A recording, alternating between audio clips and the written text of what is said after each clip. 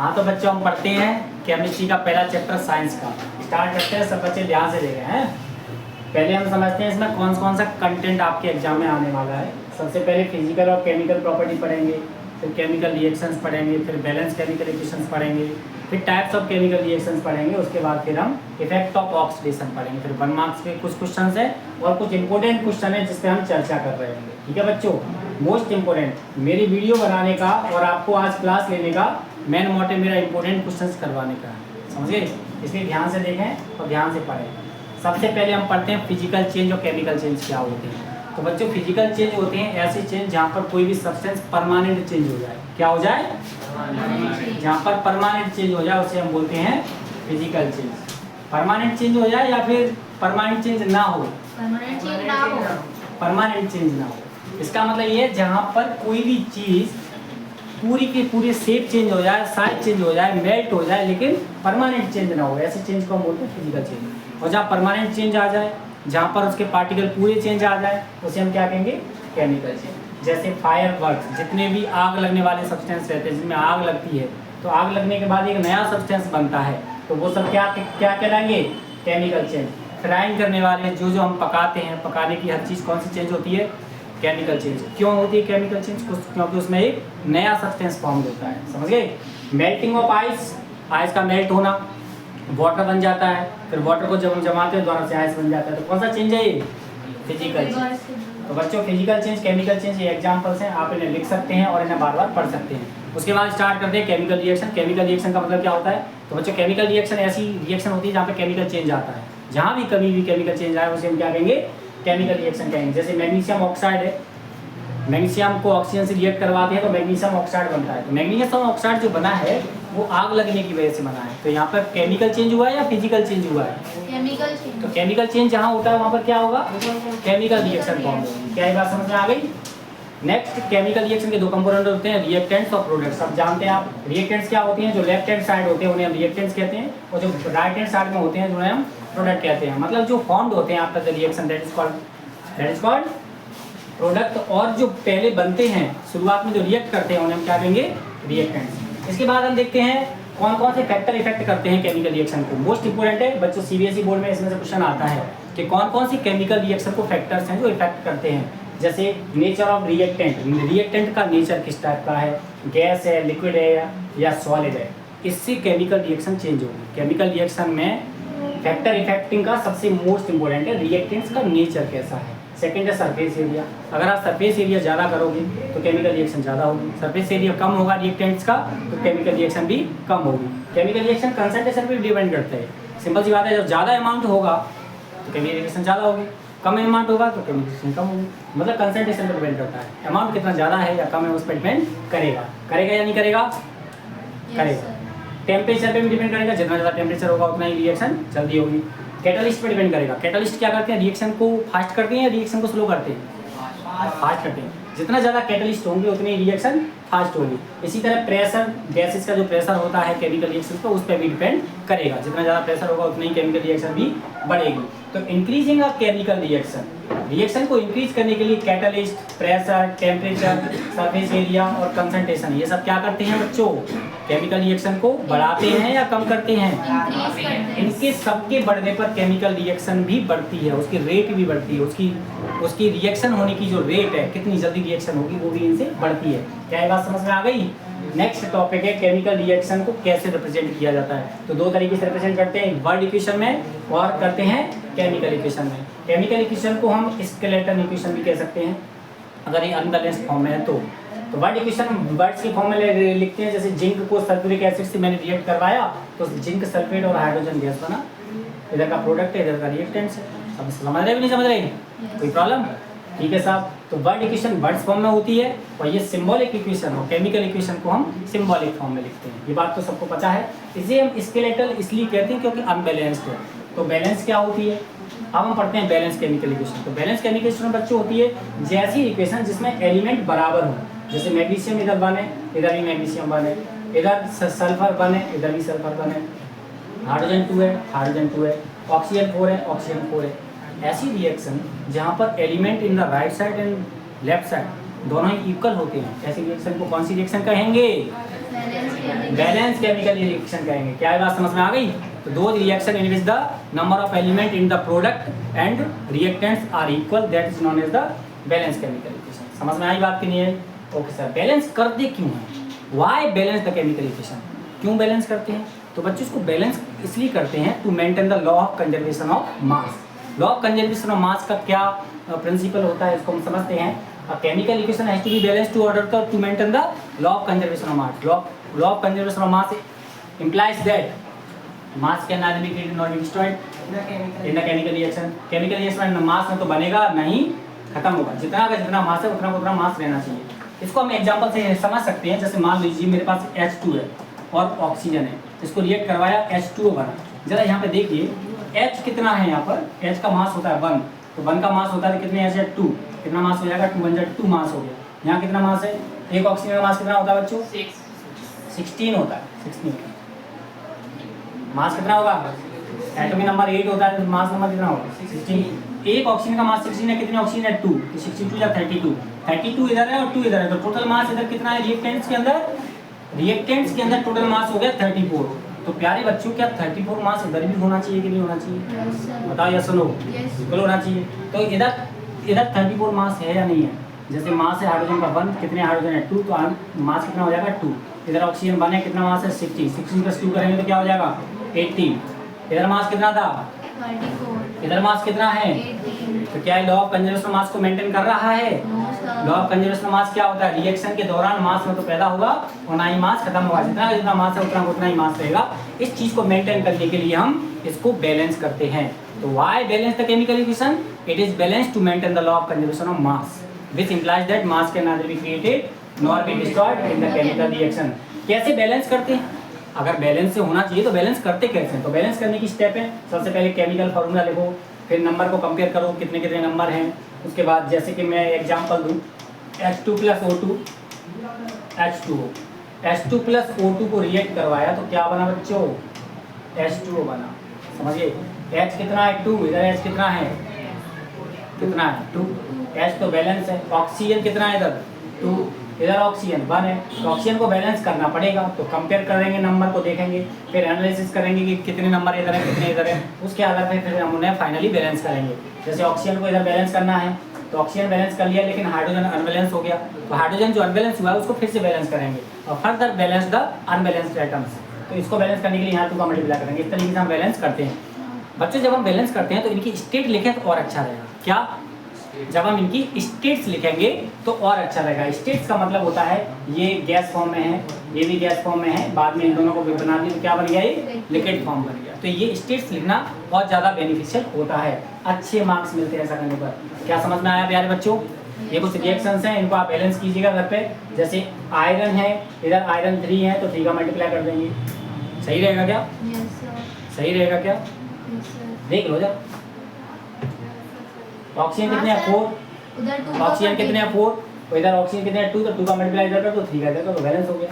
जैसे ये करना है SR स्ट्रोंडियम कितना है SR 1 है, SR 1 है पर O2 है, इधर O1 है, तो क्या करेंगे इधर 2 मल्टीप्लाई करेंगे, पर SR तो 2 हो जाएगा ना, तो SR 2 हो जाएगा, तो इधर SR को बैलेंस करने के लिए इधर 2 मल्टीप्लाई कर दो। SN यहाँ पे 1 है, SN यहाँ पे भी 1 है, Na यहाँ 1 है, Na यहाँ 2 है, तो 2 का मल्टीप्लाई कर दो, Na 2 हो जाएगा। बट ऐसा करने से ऑक्सीजन 2 हो गया तो ऑक्सीजन 2 है, हाइड्रोजन भी 2 हो गया, ऑलरेडी 2 है, बैलेंस हो गया, खत्म। समझे कि नहीं समझे? कोई प्रॉब्लम बच्चों? कोई प्रॉब्लम तो बता सकते हैं आप, कमेंट बॉक्स में लिख सकते हैं, ठीक है। के कितना है इधर? बोलो बोलो। के 1 है, इधर 1 कितना है? बी आर कितना है 2, इधर बी आर कितना है, कितना मल्टीप्लाई करेंगे 2 का मल्टीप्लाई यहाँ करेंगे तो के कितना हो गया 2, तो 2 हो गया, इधर भी 2 का मल्टीप्लाई करेंगे। समझ में आ रहा है कि नहीं आ रहा? इसको बैलेंस करो। C8 है, इधर C कितना है, तो क्या करेंगे 8 का मल्टीप्लाई क्या में करेंगे C में। ऐसा करने से अनबैलेंस हो गया, क्या क्या O कितने हो गए जरा देखिए, 8 2 या 16, पर O को अपन बाद में देखेंगे, पहले H को देख लो। H इधर कितने हैं बच्चों 18, इधर कितना है 2, तो 9 का मल्टीप्लाई करेंगे तो H भी 18 हो जाएगा। ऐसा करने से अब ऑक्सीजन काउंट करो बाद में। देखो बच्चों जो चीज़ 2 कंपाउंड के अंदर हो उसको बाद में बैलेंस किया था, क्योंकि उससे गड़बड़ होने का चांस रहता है। जैसे ऑक्सीजन यहाँ पे 8 2 या 16 है, यहाँ पे 9 2 या 18 है, 18 और 16 कितने हो गए ऑक्सीजन? सर वो हाइड्रोजन 34 हो गए। सर वो हाइड्रोजन है। हाइड्रोजन है। 9 2 जा 9 9 1 जा 9 9 है, तो 16 + 9 कितने हो जाएंगे? कितने हो जाएंगे? 25। तो ऑक्सीजन को 25 करने के लिए कितने का मल्टीप्लाई करना चाहिए हमें? 12.5 का करना चाहिए कि नहीं करना चाहिए? करना चाहिए कि नहीं करना चाहिए? तो प्यारे बच्चों, 12.5 का मल्टीप्लाई यहाँ पर कर सकते हैं, यस और नो? कोई प्रॉब्लम, कोई समस्या? क्या इनको बैलेंस करके ले आएंगे? सब बैलेंस करके लाना। एक सीट और है, इन सबको आप लोग बैलेंस करिएगा, ठीक है? इनको भी बैलेंस करना है। उसके बाद हम देखते हैं टाइप्स ऑफ केमिकल रिएक्शन। कितने टाइप की केमिकल रिएक्शन होती है? तो प्यारे बच्चों, 10 टाइप की केमिकल रिएक्शन हमें इस चैप्टर में पढ़नी है। सबसे पहली जो रिएक्शन होती है वो क्या होती है? Combination reaction. सबको पता है कॉम्बिनेशन रिएक्शन क्या होती है? जहाँ पे एलिमेंट्स कंबाइंड होते हैं, दो एलिमेंट्स मिलके एक कंपाउंड बनाते हैं, उसे हम बोलते हैं कॉम्बिनेशन रिएक्शन। और जहाँ पर एक एलिमेंट ब्रेक डाउन होता है दो या दो से अधिक एलिमेंट या कंपाउंड में, उसे हम क्या कहेंगे? Decomposition reaction. सबको पता है डिकम्पोजिशन रिएक्शन फर्दर 3 टाइप्स की होती है: thermal decomposition reaction, photo decomposition reaction और इलेक्ट्रिक डिकम्पोजिशन रिएक्शन। अगर किसी कंपाउंड को ब्रेक डाउन करने के लिए हीट का उपयोग करना पड़े, इसका उपयोग करना पड़े हीट का, when the compound is break down into the smaller substances by using the heat energy, then is known as the thermal decomposition reaction. Same photolytic में हम क्या करेंगे बच्चों? लाइट का यूज करेंगे, लाइट एनर्जी का। और इलेक्ट्रिक डिकम्पोजिशन में क्या यूज करेंगे? इलेक्ट्रिसिटी का उपयोग करते हैं। जैसे वाटर के मॉलिक्यूल को ब्रेक डाउन करना है, उसको जैसे ही हम इलेक्ट्रिसिटी देंगे तो हाइड्रोजन और ऑक्सीजन 2 पार्ट में ही ब्रेक डाउन हो जाएगा। तो ये किसके पार्ट हो गए? डिकम्पोजिशन रिएक्शन के टाइप्स हो गए। इसको अच्छे से रिवाइज कीजिएगा। कॉम्बिनेशन और डिकम्पोजिशन रिएक्शन में डिफरेंस है, जैसे हम देख सकते हैं, अभी हमने पढ़ा है। कॉम्बिनेशन मतलब क्या? जहाँ पे एलिमेंट कंबाइंड होते हैं। डिकम्पोजिशन मतलब क्या? जहाँ एलिमेंट ब्रेक डाउन हो जाता है, कोई भी कंपाउंड ब्रेक डाउन होकर 2 मोर देन 2 एलिमेंट से कंपाउंड में डिवाइड हो जाता है। समझ में आ रहा है? एक्सोथर्मिक रिएक्शन नाम से पता चल रहा है, EX का मतलब होता है एग्जिट, जहाँ पर एनर्जी रिलीज होती है, जहाँ एनर्जी निकलती है। ऐसी रिएक्शन जहाँ पर एनर्जी बाहर रिलीज हो रही है, दैट इज कॉल्ड एक्सोथर्मिक। जैसे कि हम जला रहे हैं किसी चीज़ को, जलाते समय एनर्जी बाहर निकलती है। तो जलने वाली जितनी भी रिएक्शंस होती हैं, क्या वो एक्सोथर्मिक होंगी? ये नहीं होंगी, क्योंकि उनमें हीट बाहर निकलती है। जैसी आग लगती है तो हीट बाहर पैदा होती है, तो that is called exothermic reaction. Respiration भी एक एक्सोथर्मिक रिएक्शन है। Why respiration is the exothermic reaction? Because जब हम रेस्पिरेशन करते हैं, सांस लेते हैं, तो ऑक्सीजन अंदर सेल के अंदर जाती है, सेल के अंदर ऑक्सीजन जाके उससे रिएक्शन होती है ग्लूकोज के साथ। रिएक्शन होने के बाद एनर्जी रिलीज होती है, एनर्जी निकलती है, और वो एनर्जी हमारी बॉडी में ATP की फॉर्म में इकट्ठी हो जाती है। किसके फॉर्म में इकट्ठी होती है? ATP की फॉर्म में। आपने बायोलॉजी में पढ़ा होगा। तो जब एनर्जी जहाँ निकल रही है तो वो रिएक्शन जो होगी वो रेस्पिरेशन होगी, और वो एक्सोथर्मिक रिएक्शन होगी। What is the exothermic reaction? जहाँ एनर्जी रिलीज हो या एब्जॉर्ब हो, रिलीज हो। बहुत बढ़िया। उसके बाद हम पढ़ते हैं एंडोथर्मिक रिएक्शन। एंडोथर्मिक रिएक्शन है जहाँ एनर्जी का यूज होता है, एनर्जी का यूज होता है। तो एंडोथर्मिक रिएक्शन एक तरह की डिकम्पोजिशन रिएक्शन होती है, क्योंकि डिकम्पोजिशन रिएक्शन क्या होती है? जहाँ पर एनर्जी का यूज हो रहा है। अभी हमने पढ़ा था again decomposition reaction. Decomposition reaction क्या होती है? जहाँ पर एनर्जी का यूज होता है, एनर्जी ब्रेक डाउन करती है किसी चीज़ को। तो जहाँ एनर्जी ब्रेक डाउन होती है उसे डिकम्पोजिशन रिएक्शन बोलते हैं, और जहाँ एनर्जी का यूज होता है उसे हम बच्चों क्या कहते हैं? Endothermic reaction. फोटोसिंथेसिस एक एक्सोथर्मिक रिएक्शन है या एंडोथर्मिक है? एंडोथर्मिक रिएक्शन क्यों है? क्योंकि फोटोसिंथेसिस में एनर्जी यूज होती है, लाइट एनर्जी का यूज होता है, तभी फोटोसिंथेसिस रिएक्शन होगी। Without light energy photosynthesis reactions नहीं होती। कहते हैं ना कि प्लांट्स अपना जो भोजन बनाते हैं वो in the presence of light बनाते हैं, बाय यूजिंग द क्लोरोफिल। क्यों बनाते हैं presence of light? Sunlight, light energy का वो उपयोग करते हैं। तो जब लाइट एनर्जी का उपयोग किया जाता है किसी रिएक्शन में, उसे हम क्या कहेंगे बच्चों? एंडोथर्मिक रिएक्शन कहेंगे। बिल्कुल सिंपल है, आराम से पढ़िएगा। इसकी PDF के लिए मेरे नंबर पे व्हाट्सअप करना मैसेज, मैं आपको PDF सेंड कर दूँगा। समझ गए? ठीक है। अब हम पढ़ते हैं एक्सोथर्मिक एंडोथर्मिक में डिफरेंस। आप घर पे ट्राई करें, इसे घर पे पढ़ें। डिस्प्लेसमेंट रिएक्शन क्या होती है आपको पता है? ये रिएक्टिविटी सीरीज है। क्या है बच्चों? This is called reactivity series. Kedarnath का माली आलू जरा फीका पकाता है, हाई कोर्ट है आपका, समझे? Potassium is the highly reactive element, और गोल्ड के नीचे आता है platinum. Platinum is the lowest reactive element, ये सबसे कम रिएक्ट होता है। इसलिए platinum gold silver, platinum gold silver इनके हम ज्वेलरी बनाते हैं। क्यों बनाते हैं? क्योंकि लीस्ट रिएक्टिव मेटल होते हैं, पसीने से खराब नहीं होते। डिस्प्लेसमेंट रिएक्शन क्या होती है बच्चों? ऐसी रिएक्शन जिसमें हायर एलिमेंट किसी कंपाउंड से लोएस्ट रिएक्टिव एलिमेंट को डिस्प्लेस कर दे। देखो ये आयरन हायर रिएक्टिव एलिमेंट है, iron iron is the higher reactive element, copper is the lower reactive element from. तो आयरन क्या करेगा, इस कॉपर सल्फेट के सॉल्यूशन से कॉपर को डिस्प्लेस कर देगा, कॉपर को हटा देगा और खुद सल्फेट के साथ यहाँ पर बैठ जाएगा। ये फॉर्मूला बच्चों FeSO4 है ना, FeSO4, ठीक है। और कॉपर यहाँ से अलग हो जाएगा, तो इस रिएक्शन को हम बोलते हैं डिस्प्लेसमेंट रिएक्शन, जहाँ पर हायर एलिमेंट लोअर एलिमेंट को क्या कर दे, डिस्प्लेस कर दे। ऐसी रिएक्शन को क्या कहेंगे, डिस्प्लेसमेंट रिएक्शन। क्या ये बात समझ में आ गई, कोई प्रॉब्लम? ठीक है। इसके बाद आती है डबल डिस्प्लेसमेंट रिएक्शन, इसमें आयन का एक्सचेंज होता है।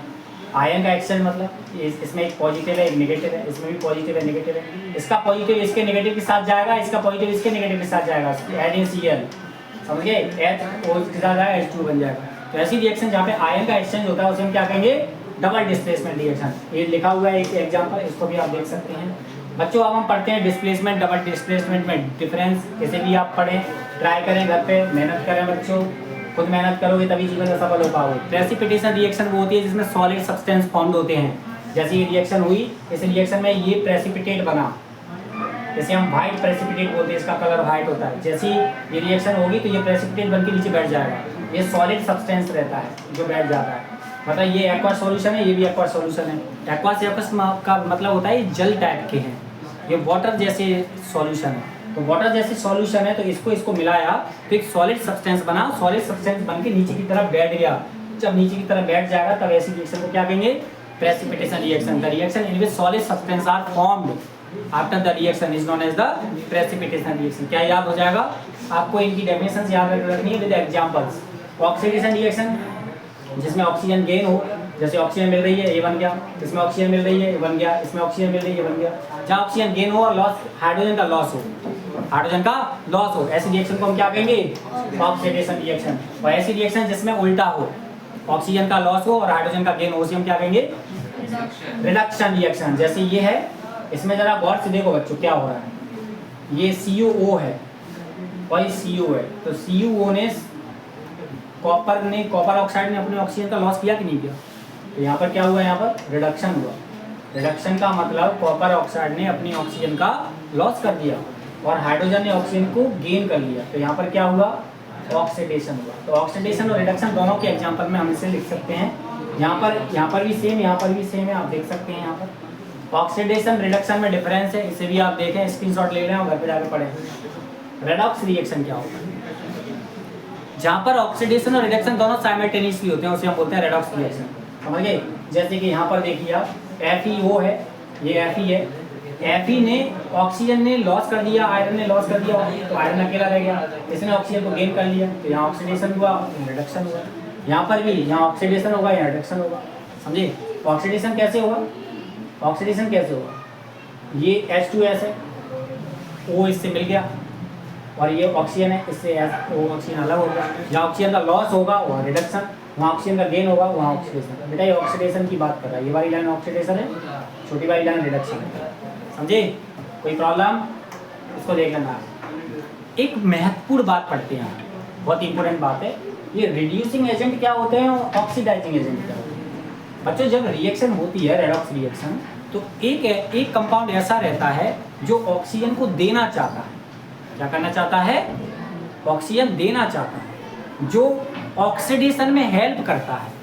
जैसे ऑक्सीडेशन किसने किया, यहाँ पे हाइड्रोजन ने, पर हाइड्रोजन ने ऑक्सीडेशन कब किया, जब इसने अपना ऑक्सीजन दिया, तो ये ऑक्सीडेशन में हेल्प कर रहा है।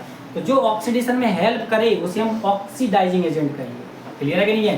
तो ये यहाँ पर ऑक्सीडाइजिंग एजेंट होगा और ये यहाँ पर क्या होगा, रिड्यूसिंग एजेंट। याद रखना, कभी भी ऑक्सीडाइजिंग एजेंट और रिड्यूसिंग एजेंट प्रोडक्ट में नहीं होते, लेफ्ट हैंड साइड में रिएक्टेंट्स के अंदर ही होते हैं। तो जब भी पहचानने की बात करें तो ये रिएक्टेंट्स के अंदर होते हैं। क्या बात समझ में आई कि नहीं आई? कोरोजन क्या होता है, जंग लगना, सब जानते हैं। अगर किसी मेटल का डिग्रेडेशन हो जाए, स्लो डिग्रेडेशन हो जाए, जिससे मेटल की जो सरफेस है एटमॉस्फेयर के और गैसेस के मॉइस्चर के अटैक में आ जाए और उसकी सरफेस खराब होने लग जाए, दैट इज कॉल्ड कोरोजन। जैसे रस्टिंग ऑफ आयरन, सिल्वर पे ब्लैक कोटिंग चढ़ जाती है, ठीक है, green coating on the copper पे भी ग्रीन कोटिंग चढ़ जाती है। ये सब काय के एग्जांपल्स होंगे कोरोजन से। कोरोजन से बचने के लिए हमें ये सब करना चाहिए, पेंट कर देना चाहिए, ऑयल एंड ग्रीसिंग कर देना चाहिए, इलेक्ट्रोप्लेटिंग कर देना चाहिए। इलेक्ट्रोप्लेटिंग क्या है बच्चों, इसमें क्या करते हैं हम, इलेक्ट्रोलिसिस प्रोसेस का यूज करते हैं। तीसरा चैप्टर जो मेटल नॉन मेटल है उसमें हम पढ़ेंगे इलेक्ट्रोप्लेटिंग कैसे करते हैं इलेक्ट्रोलाइसिस प्रोसेस से। हम क्या करते हैं इसमें इस तरीके से एक पॉजिटिव एक नेगेटिव होता है, जैसे उसको सॉल्यूशन में डालते हैं तो सॉल्यूशन में डालने के बाद एक मेटल के ऊपर दूसरे मेटल की लेयर चढ़ा दी जाती है, जिसे हम कहते हैं इलेक्ट्रोप्लेटिंग। और गैल्वेनाइजेशन प्रोसेसिंग क्या होती है, जिंक का लेयर चढ़ा देते हैं, क्योंकि बेटा जिंक और एल्यूमिनियम ये मेटल ऐसे रहते हैं जो नॉन कोरोसिव होते हैं, ये जल्दी कोरोट नहीं होते, ये किसी से रिएक्ट करने पर इनमें कोरोजन नहीं होता। इसलिए जिंक का लेयर चढ़ाने से जो भी हमारा मेटल है क्या वो कोरोजन से सुरक्षित रहेगा कि नहीं रहेगा, बोलो हाँ या ना। कोई प्रॉब्लम प्यारे बच्चों, कोई प्रॉब्लम नहीं है। रेंसिडिटी खाने का खराब होना, जब खाना ऑक्सीडेशन के संपर्क में आता है ऑक्सीजन के तो ऑक्सीडेशन प्रोसेस होने लग जाती है, ऑक्सीजन प्रोसेस से जो है वो खाना खराब हो जाता है, इसे हम क्या कहते हैं रेंसिडिटी। रेंसिडिटी से बचने के लिए हमें क्या करना चाहिए, कुछ एंटीऑक्सीडेंट्स का यूज़ करना चाहिए। बच्चों ये एंटीऑक्सीडेंट्स क्या होते हैं, दवाइयाँ होती हैं, जैसे फूड को प्रिजर्व करने के लिए BHA बना दो, ब्यूटिलेटेड हाइड्रोक्साइड एनिसोल, ये एक दवाई होती है। एंड BST लगा दो, इसके फुल फॉर्म याद रखिएगा कभी आ जाए तो। Packing of food in nitrogen gas, food का नाइट्रोजन गैस में पैकिंग कर दो। रेफ्रिजरेशन कर दो, फ्रिज में रखने से खाना सही रहता है। Storing food in the air tight container, air को हटा के वैक्यूम में पैकिंग करो, उसे बोलते हैं air tight container. Storing food away from the light, light से दूर रखने पर भी खाना थोड़ा सुरक्षित बना रहता है। समझे कि नहीं समझे, कोई प्रॉब्लम? तो बच्चों इसी के साथ ये चैप्टर जो है वो समाप्त हो जाता है। इसमें कुछ इंपॉर्टेंट क्वेश्चंस हैं जो मैं आपको बताऊंगा। सबसे पहले मैं आपको बता देता हूँ अब तक क्या क्या पढ़ा, जल्दी एक बार एक ओवरव्यू ले लीजिए बच्चों। सबसे पहले कंटेंट लिखा हुआ है, फिजिकल चेंज, केमिकल चेंज, उसके बाद chemical reactions, components of chemical reaction, reactants and product, ध्यान से देखते जाना। फैक्टर इफेक्टिंग ऑफ रिएक्शंस, कौन कौन से फैक्टर इफेक्टिंग रहते हैं, और रिप्रेजेंटेशन कैसे वर्ड इक्वेशन और स्केलेटल इक्वेशन में हम रिप्रेजेंट करते हैं। बैलेंस केमिकल इक्वेशन क्या होती हैं और इसे बैलेंस क्यों करते हैं, to maintain the law of conservation of mass. उसके बाद फिर इस कौन कौन सी स्टेप होती है बैलेंस करने की, इनको बैलेंस करने का प्रयास किया, इसको बैलेंस करना है घर पे। और उसके बाद केमिकल रिएक्शन के टाइप्स, केमिकल रिएक्शन के 10 टाइप्स हैं, इन सबको समझा। कॉम्बिनेशन रिएक्शन मतलब कंबाइंड होना, decomposition reaction break down of the compound into the smaller substance. Types of decomposition reaction में थर्मल में हीट का यूज होता है, फोटोलिटिक में लाइट का यूज होता है, और इलेक्ट्रिक में इलेक्ट्रिक करंट का यूज होता है। कॉम्बिनेशन रिएक्शन डिकम्पोजिशन रिएक्शन में डिफरेंस है, इनको पढ़िएगा। एक्सोथर्मिक एंडोथर्मिक दोनों पढ़िएगा। एक्सोथर्मिक में हीट रिलीज होती है, एंडोथर्मिक में हीट का यूज होता है। बस थोड़ा थोड़ा याद रखना है विद एग्जाम्पल। जब भी बच्चों एग्जाम में आता है तो एग्जाम्पल जरूर लिखें, बिना एग्जाम्पल के लिखोगे तो आपके मार्क्स नहीं मिलेंगे, इसलिए ध्यान से पढ़ें। इन दोनों में डिफरेंस याद रख लें। डिफरेंस के साथ में इसमें एग्जाम्पल नहीं लिखे हैं बच्चों, आपको क्या करना है घर पे जाके इनके एग्जाम्पल्स भी लिखना है। डिफरेंस आए तब भी एग्जाम्पल्स लिखो, डेफिनेशंस आए तब भी एग्जाम्पल्स लिखो, एक्सप्लेनेशन आए तब भी एग्जाम्पल्स लिखो। बिना एग्जाम्पल्स के लिखोगे तो मार्क्स नहीं मिलेंगे। क्लियर है? हम टेस्ट लेंगे तो उसमें भी आपको एग्जाम्पल्स लिखने हैं। डिस्प्लेसमेंट रिएक्शन, जहाँ पे higher reactive element lower reactive element को डिस्प्लेस कर दे, ऐसी रिएक्शन को हम क्या कहेंगे? Displacement reaction. क्या समझ में आ रही है बात? डबल डिस्प्लेसमेंट रिएक्शन में आयन का एक्सचेंज होता है। डिस्प्लेसमेंट और डबल डिस्प्लेसमेंट में क्या डिफरेंस है? डिस्प्लेसमेंट रिएक्शन वो होती है जहाँ पर हायर एलिमेंट लोअर एलिमेंट को डिस्प्लेस कर देता है, और डबल डिस्प्लेसमेंट क्या होती है? एक दूसरे कंपाउंड में आपस में एक दूसरे को डिस्प्लेस करते हैं वहाँ पे, इसलिए हम इसे डबल डिस्प्लेसमेंट कहते हैं। आयन का एक्सचेंज होता है यहाँ पे, ये इसको डिस्प्लेस कर रहा है, ये इसको डिस्प्लेस कर रहा है, इसलिए हम इसे क्या कहेंगे? Double displacement reaction. प्यारे बच्चों एक बात और ध्यान रखना, double displacement reaction precipitation reaction ही होती है। प्रेसिपिटेशन रिएक्शन को हम डबल डिस्प्लेसमेंट मान सकते हैं क्योंकि प्रेसिपिटेशन रिएक्शन में भी सेम कंसेप्ट लागू होता है। देखिए जरा, ये है एक्वस सॉल्यूशन, दोनों मिलाए, सॉल्यूशन मिलाएंगे तभी प्रेसिपिटेशन रिएक्शन होगी। आप सोचो कि एक एलिमेंट हो एक कंपाउंड हो तो प्रेसिपिटेशन रिएक्शन हो, तो पॉसिबल नहीं है। प्रेसिपिटेशन रिएक्शंस के लिए दोनों का कंपाउंड होना जरूरी है। यस और नो बोलो, समझ में आ गई बात? ये एक्वस सॉल्यूशन है, ये भी एक्वस सॉल्यूशन है, यहाँ पर सॉलिड सब्सटेंस बन गया, उसे हम प्रेसिपिटेशन रिएक्शन बोलते हैं। सॉलिड सब्सटेंस तो जनरली बनता ही है डिस्प्लेसमेंट रिएक्शन में। समझ में आई बात बच्चों?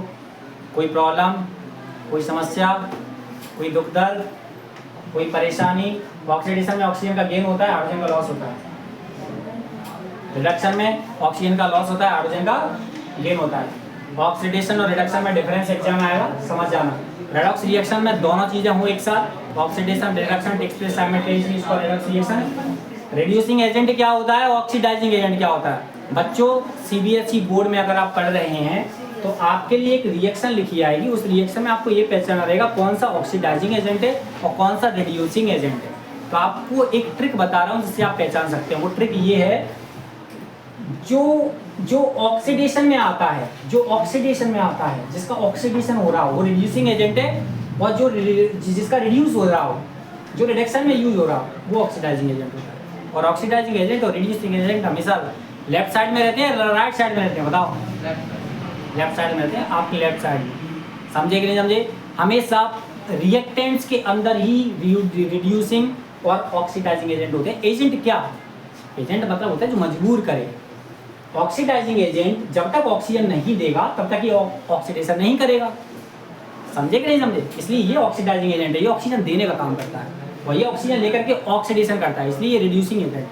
ये होता है इसलिए ऑक्सीजन देता है। आप समझे? ये ऑक्सीडाइजिंग एजेंट और रिड्यूसिंग एजेंट पहचानना आना चाहिए, थोड़ा सा है, आप याद रखना। कोरोजन बच्चों क्या होता है? जंग लगना होता है, किसी मेटल की सरफेस का खराब होना होता है, पढ़ लिया था।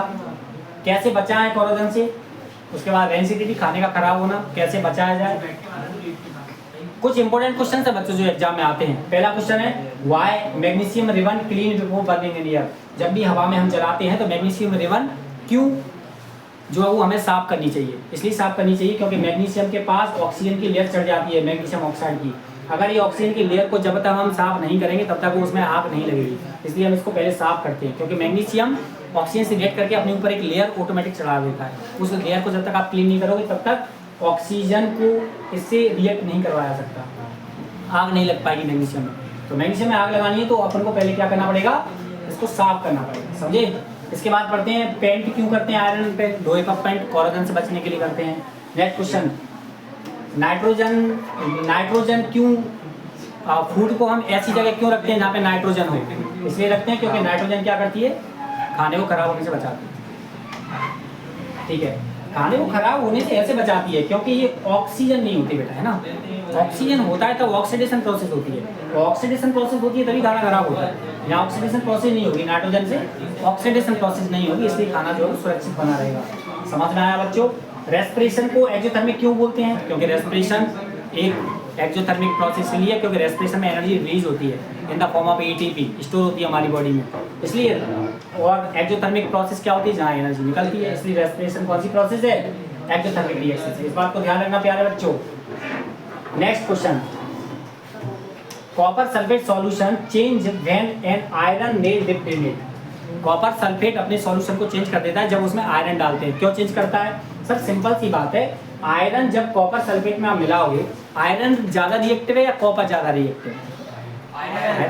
तो आयरन कॉपर सल्फेट के सॉल्यूशन से कॉपर को डिस्प्लेस कर देगा। जब कॉपर डिस्प्लेस हो जाएगा उसका कलर भी चेंज हो जाएगा। समझे कि नहीं समझे? ये कुछ रिएक्शन हो ही है यहाँ पर। कुछ इंपॉर्टेंट क्वेश्चन और हैं जिनके आंसर्स इसी पीडीएफ में लिखे हुए हैं, जैसे कोरोजन से कैसे बचा जाए, कॉम्बिनेशन डिकम्पोजिशन रिएक्शंस क्या होती हैं, इनके एग्जांपल 2-2 मार्क्स में आ जाती है कभी कभी। जितने भी रिएक्शंस थी उनकी डेफिनेशन आ जाती हैं, आपको उनको एग्जाम्पल से लिखना है। ठीक है बच्चों, नेक्स्ट पढ़ते हैं 3 मार्क्स के इंपॉर्टेंट क्वेश्चन। ऑक्सीडेशन और रिडक्शन को समझाओ, कोरोजन डेंसिटी को समझाओ। जब भी ये क्वेश्चन आए तो एग्जाम्पल भी देना है, ध्यान रखना।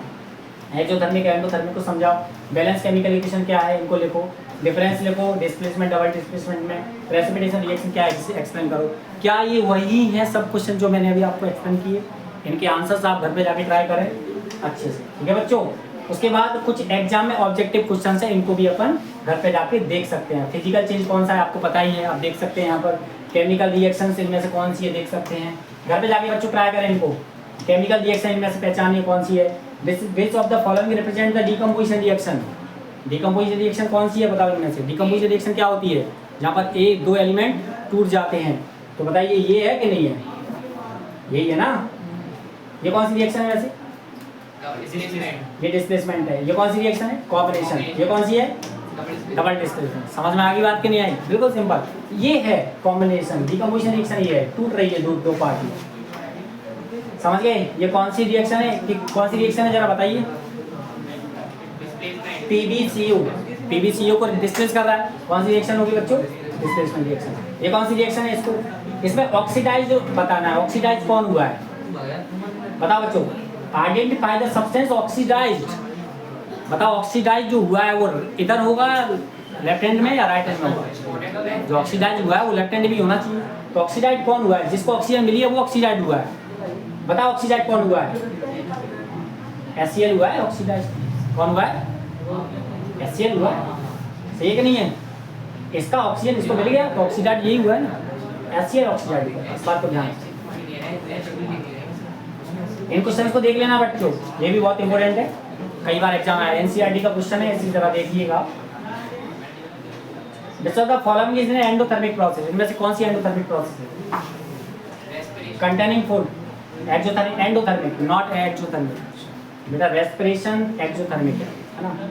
Condensation of water vapours, water vapour का कंडेंसेशन होना, कंडेंसेशन मतलब पानी का मिलना, समझे। वाटर के जो वेपर्स होते हैं उनके पार्टिकल जब मिल जाते हैं तो वो वाटर का फॉर्म ले लेते हैं, बरसात होने लग जाती है। तो क्या कंडेंसेशन में एंडोथर्मिक हो रहा है या एक्सोथर्मिक हो रहा है? ये एनर्जी का यूज कर रहे हैं या एनर्जी रिलीज कर रहे हैं, देखेंगे अभी। सब्लिमेशन क्या है? ड्राई आइस का सब्लिमेशन हो रहा, ड्राई आइस का सब्लिमेशन होना, डाइल्यूशन ऑफ सल्फ्यूरिक एसिड का डाइल्यूशन होना। इसमें से देखिएगा एंडोथर्मिक कौन सी है, ठीक है, घर पे पढ़िएगा। बताओ फूड कंटेनिंग फैट, सब्सटेंस क्या ऐड करते हैं फूड कंटेनिंग फैट में? ऑक्सीडेंट, बेसिक, कूलेंट या एंटीऑक्सीडेंट्स? एंटीऑक्सीडेंट्स ऐड करते हैं, सबको याद रखना। ये एक ही नंबर के क्वेश्चन से एग्जाम में आते हैं, इनको ट्राई कीजिएगा। इसके बाद बच्चों ये कुछ फिल इन द ब्लैंक्स हैं, इनको भी आप ट्राई करें। इनके आंसर्स भी लिखे हैं बगल में, इन्हें आप ट्राई करें। कोई क्वेश्चन या आंसर आपको नहीं आ रहा हो तो कमेंट बॉक्स में लिखें और मुझे बताएं, ठीक है। और इसकी PDF लेने के लिए आप इस नंबर पे मैसेज करें, मैं आपको PDF सेंड कर दूंगा, इसको बार बार पढ़ें। ओके बच्चों, बाय बाय, टेक केयर, मिलते हैं नेक्स्ट क्लास में।